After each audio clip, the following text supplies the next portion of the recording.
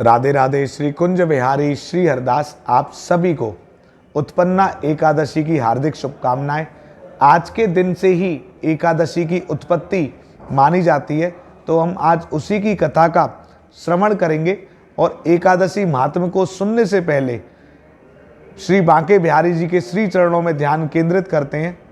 नमः कुंज बिहारिण्यै नमः कुंज बिहारिणे स्वामी श्री हरिदासाय गुरुनाम गुरुवे नमः। सब द्वारन को छोड़ के आयो तेरे द्वार, हे वृषभान की लाडली सबकी ओर निहार। तो बांके बिहारी जी की असीम अनुकंपा आप सभी पर सदैव बरसती रहे और आज की एकादशी की कथा को आप ज़्यादा से ज़्यादा शेयर भी करें ताकि अन्य भक्त भी इस एकादशी की कथा का आनंद लें। और यदि आप पहली बार हमारे Facebook page Banke Bihari temple अथवा यूट्यूब चैनल श्री बांके बिहारी जी पर प्रथम बार कथा का श्रवण कर रहे हैं तो जरूर सब्सक्राइब एवं फॉलो करें। उत्पन्ना एकादशी। श्री सूत जी बोले, हे महर्षियों, विधि सहित इस एकादशी महात्म को भगवान श्री कृष्ण ने कहा था।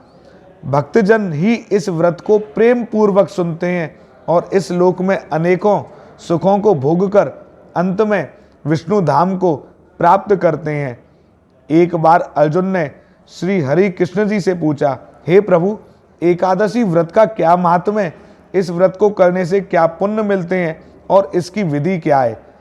ऐसा सुनकर भगवान श्री कृष्ण बोले, हे अर्जुन, सबसे पहले हेमंत ऋतु के मार्गशीर्ष मास में कृष्ण पक्ष की एकादशी का व्रत करना चाहिए। दशमी की शाम को दातुन करना चाहिए और रात्रि को भोजन नहीं करना चाहिए। एकादशी को सुबह संकल्प नियम के अनुसार कार्य करना चाहिए और दोपहर को संकल्प पूर्वक भजन पूजा आदि करनी चाहिए। स्नान से पूर्व शरीर पर मिट्टी का लेप करना चाहिए। स्नान के बाद मस्तक पर चंदन का तिलक लगाएं।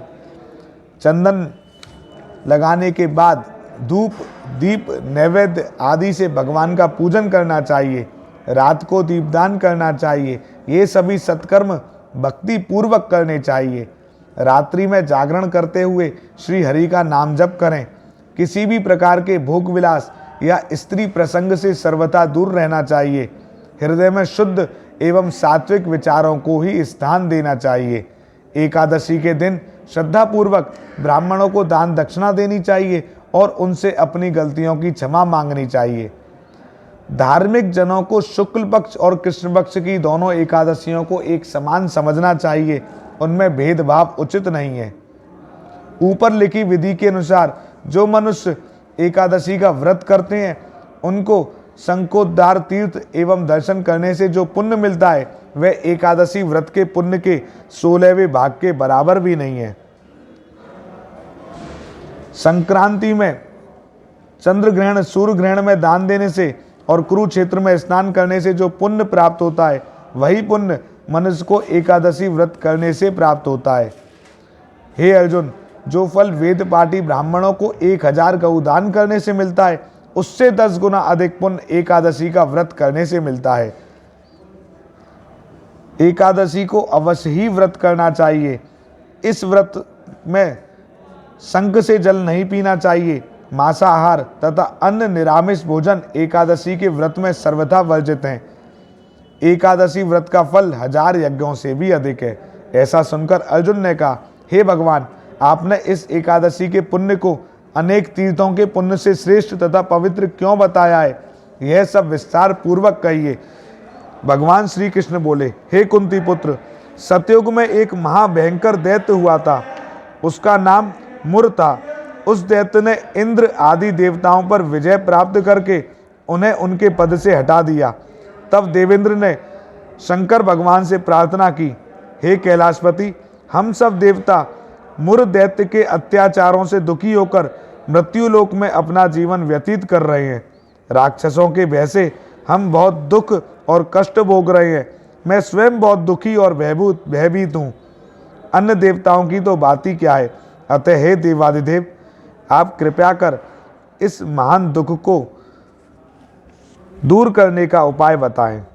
तब शंकर जी ने कहा, हे देवेंद्र, आप विष्णु भगवान के पास जाइए।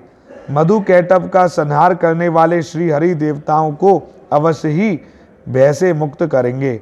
इंद्र तथा अन्य देवता महादेव जी के आदेश अनुसार क्षीर सागर गए, जहां पर भगवान विष्णु शेष शैया पर विराजमान थे। भगवान विष्णु के समक्ष उपस्थित होकर सभी देवताओं सहित इंद्र ने उनकी स्तुति की। हे देवादिदेव, आप स्तुति करने योग्य हैं, आपको बारंबार प्रणाम है। हे दैत्यों के संहारक, आप हमारी रक्षा करें। हे जगन्नाथ, हम समस्त देवगण दैत्यों से भयभीत होकर आपकी शरण में आए हैं। इस समय दैत्यों ने हमें स्वर्ग से निकाल दिया है और हम सब देवता बड़ी ही दयनीय स्थिति में पृथ्वी पर विचरण कर रहे हैं। आप हमारी रक्षा कीजिए। देवताओं की करुणा वाणी सुनकर श्री विष्णु भगवान बोले, हे देवताओं, वह कौन सा दैत्य है जिसने देवताओं को जीत लिया है? तुम सभी देवगण किसके भय से पृथ्वी लोक में भटक रहे हो? क्या वह असुर इतना बलवान है जिसने इंद्र सहित सभी देवों को जीत लिया है? तुम निर्भय होकर मुझे सब बताओ। भगवान के उन अमृत रूपी वचनों को सुनकर इंद्र बोले, हे भगवान, प्राचीन समय में ब्रह्मवंश में उत्पन्न हुआ नाड़ी जंगम नाम का एक दैत्य था, जिसका मुर नामक एक पुत्र है, जो चंद्रवती नामक नगरी में निवास करता है। उसने अपने बल से समस्त विश्व को जीत लिया है और सब देवताओं को देवलोक से निकालकर अपने दैत्य कुल के असुरों को इंद्र, अग्नि, यम, वरुण, चंद्रमा आदि लोकपाल बना दिया है। वह स्वयं सूर्य बनकर पृथ्वी को तापता है और स्वयं मेघ बनकर जल की वर्षा करता है। अतः आप उस बलशाली भयानक दैत्य का संहार करके देवताओं की रक्षा करें। इंद्र के ऐसे वचन सुनकर श्री विष्णु भगवान बोले, देवताओं, मैं तुम्हारे शत्रु का शीघ्र ही संहार करूंगा। मुझे तुरंत ही चंद्रवती नगरी में ले चलिए। इस प्रकार भगवान विष्णु देवताओं के साथ चल दिए। उधर दैत्यराज मुर ने अपने तेज से जान लिया था कि श्री विष्णु जी युद्ध की इच्छा से उसकी राजधानी की ओर आ रहे हैं। अतः अपने राक्षस योद्धाओं के साथ वह युद्ध भूमि में आकर गरजने लगा और देखते ही देखते युद्ध आरंभ हो गया। युद्ध प्रारंभ होने पर असंख्य दानव अनेक अस्त्रों शस्त्रों को धारण करके देवताओं से युद्ध करने लगे, परंतु देवताओं के मन में तो पहले ही भय समाया हुआ था। वह अधिक देर तक दैत्यों के सामने ना टिक सके और भाग खड़े हुए। तब भगवान विष्णु स्वयं युद्ध भूमि में आ गए। दैत्य पहले से भी अधिक जोश में भरकर भगवान विष्णु से युद्ध करने लगे। वे अपने अस्त्र शस्त्रों से उन पर प्रहार करने लगे। भगवान भी चक्र और गदा से उनके अस्त्र शस्त्रों को नष्ट करने लगे। इस युद्ध में अनेक दानव सदैव के लिए मृत्यु की गोद में सो गए, परंतु दैत्यों का राजा मुर भगवान के साथ निश्चल भाव से युद्ध करता रहा। उसका तो जैसे अभी बाल भी बाका नहीं हुआ था। वह बिल्कुल बेखौफ होकर युद्धरत था। भगवान विष्णु मुर को मारने के लिए जिन जिन शस्त्रों का प्रयोग करते, वे सब उसके तेज से नष्ट होकर उस पर पुष्पों के समान गिरने लगते। अनेक अस्त्रों शस्त्रों का प्रयोग करने पर भी भगवान उसको ना जीत सके। तब आपस में मल्ल युद्ध करने लगे। भगवान विष्णु उस दैत्य से देवताओं के लिए सहस्त्र वर्ष तक युद्ध करते रहे, परंतु उस दैत्य को ना जीत सके। अंत में भगवान शांत होकर विश्राम करने की इच्छा से बद्रिका आश्रम स्थित 38 कोस लंबी एक द्वार वाली हेमवती नाम की एक गुफा में प्रवेश कर गए। हे अर्जुन, उन्होंने उस गुफा में शयन किया। वह दैत्य भी उनके पीछे पीछे चला आया। तब श्री विष्णु को सोते हुए देखकर वह उन्हें मारने को तैयार हो गया।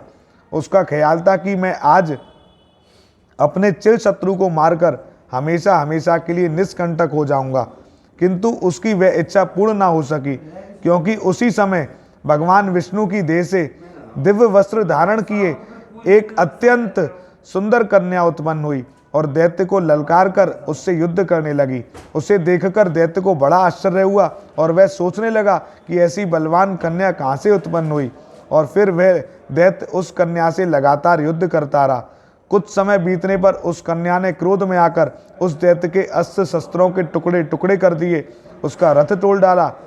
तब तो उस दैत्य को बड़ा ही क्रोध आया और सारी मर्यादाएं भंग करके वह उससे मल्लयुद्ध करने लगा।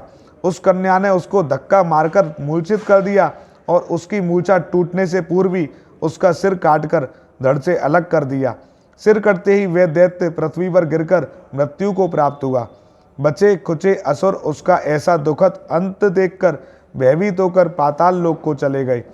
जब भगवान विष्णु की निद्रा टूटी तो उस दैत्य को मरा देखकर उन्होंने अत्यंत आश्चर्य से पूछा, इस महाबली दैत्य को किसने मारा है? तब वह कन्या भगवान से हाथ जोड़कर बोली, हे प्रभु, यह दैत्य आपको मारने को अद्यत था, तब मैंने आपके शरीर से उत्पन्न होकर इसका वध किया है। इस पर भगवान बोले, हे कन्या, तूने इसको मारा है, अतः मैं तुझसे अत्यंत प्रसन्न हूँ। इसे मारकर तूने तीनों लोकों के देवताओं को सुखी किया है, इसलिए तू अपनी इच्छा अनुसार वर मांग, मैं तेरी हर इच्छा को पूर्ण करूँगा। कन्या बोली, हे जगदीश्वर, मुझे यह वरदान दीजिए कि जो भी प्राणी या देव मेरा व्रत करें उसके समस्त पाप नष्ट हो जाएं और अंत में उसे स्वर्ग लोक की प्राप्ति हो। मेरे व्रत का आधा फल रात्रि को मिले और उसका आधा फल एक समय भोजन करने वाले को मिले। जो श्रद्धालु भक्ति पूर्वक मेरे व्रत को करें वे निश्चय ही विष्णु लोक को प्राप्त करें। जो मनुष्य मेरे दिन तथा रात्रि को एक बार भोजन करें वे धन्य धान से भरपूर रहें। कृपया करके मुझे ऐसा वरदान दीजिए। भगवान विष्णु बोले, हे कल्याणी, ऐसा ही होगा। मेरे और तेरे भक्त एक ही होंगे और अंत में संसार में प्रसिद्धि को प्राप्त होकर मेरे लोक को प्राप्त करेंगे। हे कन्या, तू एकादशी को पैदा हुई है, इसलिए तेरा नाम भी एकादशी हुआ, और क्योंकि तू मेरे अंश से उत्पन्न हुई है इसलिए संसार में तुझे उत्पन्ना एकादशी के नाम से जाना जाएगा। तथा जो मनुष्य इस दिन व्रत करेंगे उनके समस्त पाप जड़ से नष्ट हो जाएंगे और अंत में वे मुक्ति को प्राप्त करेंगे। तू मेरे लिए अब तीज, अष्टमी, नवमी और 14 से भी अधिक प्रिय है। तेरे व्रत का फल सब तीर्थों के फल से भी महान होगा, यह मेरा स्पष्ट कथन है। ऐसा कहकर भगवान उसी समय अंतर ध्यान हो गए। एकादशी भी भगवान के उत्तम वचनों को सुनकर प्रसन्न हुई। भगवान श्री कृष्ण बोले, हे पांडुनंदन, एकादशी के व्रत का फल सभी व्रतों व सभी तीर्थों के फल से श्रेष्ठ है। एकादशी व्रत करने वाले मनुष्यों के शत्रुओं को मैं समूल नष्ट कर देता हूँ और व्रत करने वाले को मोक्ष प्रदान करता हूँ। उन मनुष्यों के जीवन की जो भी विघ्न बाधाएं होती हैं मैं उन्हें दूर कर देता हूँ। तात्पर्य यह है कि मुझे अत्यंत प्रिय एकादशी के व्रत को करने वाला प्राणी सभी ओर से निर्भय और सुखी होकर अंत में मोक्ष का अधिकारी होता है। हे अर्जुन, यह मैंने तुम्हें एकादशी की उत्पत्ति के विषय में बताया है। एकादशी व्रत समस्त पापों को नष्ट करने और सिद्धि को देने वाला है। उत्तम मनुष्यों को दोनों पक्षों की एकादशियों को समान समझना चाहिए, उनमें भेदभाव मानना उचित नहीं है। जो मनुष्य एकादशी महात्म्य का श्रवण व पठन करेंगे वे अश्वमेध यज्ञ के समान फल प्राप्त करेंगे, यह मेरा वचन सत्य है। कथासार, इस एकादशी भगवान विष्णु की साक्षात शक्ति है। जिस शक्ति ने उस राक्षस का वध किया जिसे भगवान भी जीत पाने में असमर्थ थे, उस शक्ति के आगे मनुष्य के पाप रूपी राक्षस भला कैसे ठहर सकते हैं। जिस शक्ति ने देवताओं को सुख दिया वे प्राणी मात्र को क्या नहीं दे सकती। सुख, समृद्धि, शांति और मोक्ष सभी कुछ सहज प्राप्त हो जाते हैं। तो आज हमने उत्पन्ना एकादशी की व्रत कथा का श्रवण किया और एकादशी के व्रत की महिमा और इसका पुण्य फल कितना होता है यह भी जाना। तो इस वीडियो को ज़्यादा से ज़्यादा शेयर करना। आज की वीडियो में इतना ही। श्री कुंज बिहारी श्री हरदास।